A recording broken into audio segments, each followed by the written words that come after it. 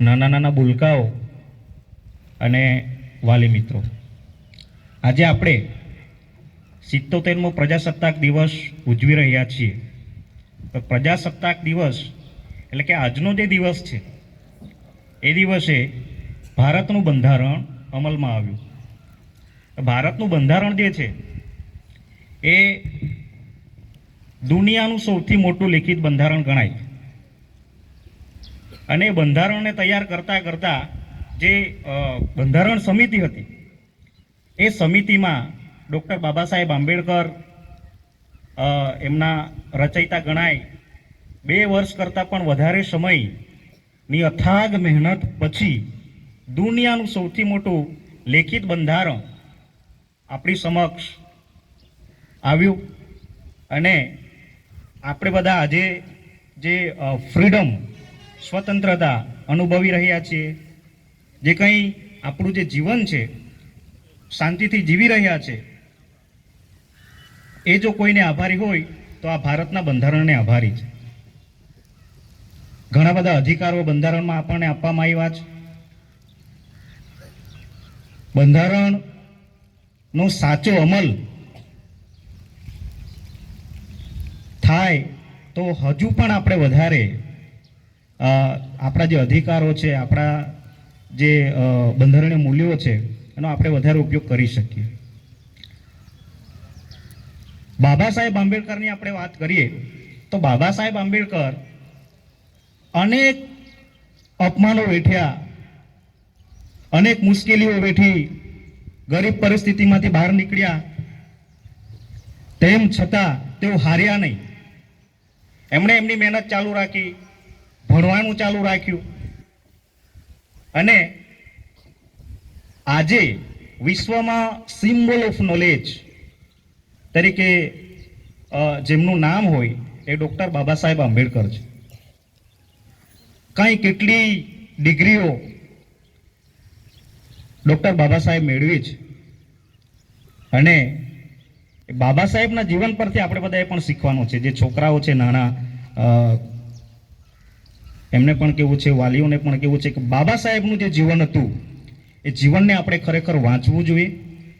એમના જીવનના જે અનેક ચડાવ ઉતાર હતા એને આપણે સમજવા જોઈએ અને એના પરથી આપણને કંઈક શીખવું જોઈએ.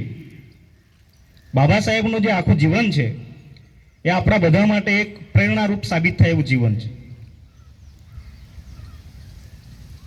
કોઈ પણ પરિસ્થિતિ, કોઈ પણ મુશ્કેલી હોય, એ મુશ્કેલીમાંથી બહાર નીકળવાનું જો કોઈનું જીવન શીખવતું હોય તો ડૉક્ટર બાબા સાહેબ આંબેડકર છે. એ વખતે અસમાનતા હતી, ભણવાનો અધિકાર નહીં. એવી વિષમ પરિસ્થિતિમાં ડૉક્ટર બાબા સાહેબે એમનો અભ્યાસ કર્યો. એ પરિસ્થિતિમાં એમણે બંધારણ લખ્યું અને આજે આપણે એ સૌથી મોટા બંધારણના વારસદાર બન્યા છે. એટલે આપણા માટે ગૌરવની વાત કહેવાય. દુનિયાના કોઈ બીજા દેશોમાં આટલું મોટું લેખિત બંધારણ નથી જે આપણી પાસે છે. એટલે આજનો જે દિવસ છે એક ઐતિહાસિક દિવસ ગણાય. અને આજના દિવસ હું એટલો જ મેસેજ આપવા માંગુ છું કે આપણે બધા જ બંધારણના જે મૂલ્યો છે, સમાનતા છે, સ્વતંત્રતા છે, બંધુત્વની ભાવના છે, ભાઈચારાની જે ભાવના છે, શાંતિ, એ તમામ મૂલ્યોને આપણે પણ સ્વીકારીએ. બંધારણના મૂલ્યોનું પાલન કરીએ. આપણી જે ફરજો છે દેશના નાગરિક તરીકે, આપણી શું ફરજ, તો એ ફરજોને પણ સમજીએ. ત્યાર પછી સમાજ, તો આપણી ઉપર જો કોઈ હોય તો એ સમાજ.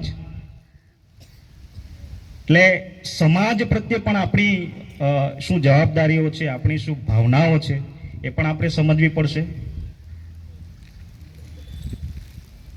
સમાજ ભણી ગણીને નોકરી મેળવવી કે અથવા કોઈક બીજો વ્યવસાય કરવો એ પોતા પૂરતો ન હોવો જોઈએ, સમાજ માટે પણ હોવું જોઈએ. કારણ કે આપણે ભણી ગયા પછી કંઈક નોકરી કરતા હોઈએ તો આપણે સમાજના પ્રતિનિધિ ગણાય. પણ આપણે એવું માનીએ છીએ કે જે ચૂંટાયેલા નેતા હોય એ જ સમાજના પ્રતિનિધિ, પણ એવું નથી. આપણે બધા જ સમાજના પ્રતિનિધિ છે. સમાજ પ્રત્યે પણ વફાદાર રહીએ અને જેમ બને તેમ સમાજને વધારેમાં વધારે મદદરૂપ થઈએ.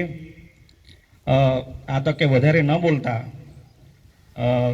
આજના દિવસે મને અહીંયા બોલવા માટેની જે તક આપી એ બદલ Saint Xavier's English medium school અને હાઈસ્કૂલના principal father Sachin, managing trustee મંડળ અને આપ સૌનો આભાર માનું છું. અને આપ સૌને 77મા પ્રજાસત્તાક દિવસની ખૂબ ખૂબ શુભકામનાઓ. જય હિન્દ.